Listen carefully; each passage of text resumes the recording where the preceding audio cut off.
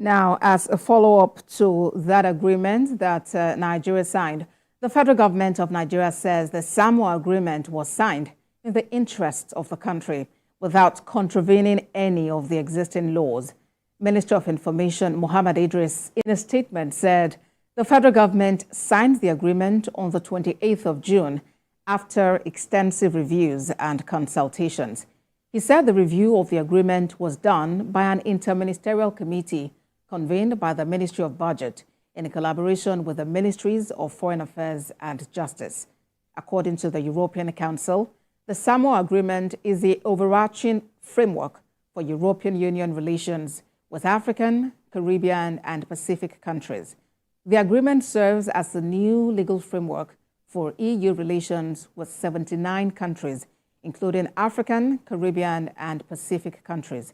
A report claims that some clauses of the agreement allegedly compel underdeveloped and developing nations to support the agitations by lesbian, gay, bisexual, and transgender, that's LGBTQ, for recognition. For more updates now, TVC News senior reporter Moyo Thomas joins me on the news. Moyo, help throw more light into this Samoa agreement, especially with regard to the gray areas and controversies it's beginning to generate. Okay, so let me start with the two articles that are actually generating these controversies, Article 2 and Article 9. Article 9 particularly talks about promoting human rights, democracy, and governance, while Article 2 talks about, I would just like to read a little bit of what Article 2 talks about.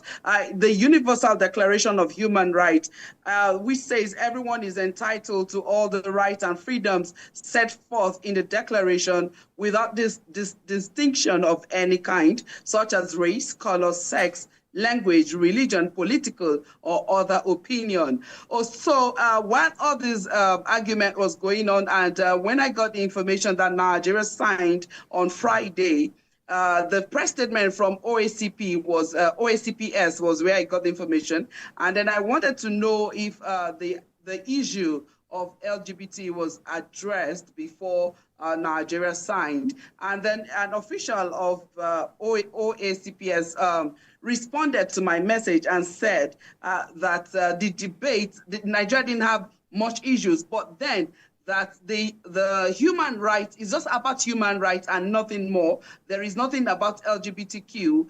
The agreement does not enforce any country to do contrary to what the local laws says. And is what he said, let me quote him verbatim in what he says. He said there were indeed some countries whose stances on sexual and reproductive rights made them uncomfortable with the treaty, leading to considerable debate. However, the spirit of the agreement is that on fundamental issues related to cultural values, local legislation and practices will ultimately prevail, which means as long as Nigeria's law does not support LGBTQ or LGBTQ+, then no conditions in that agreement will force that on Nigeria or any country at all.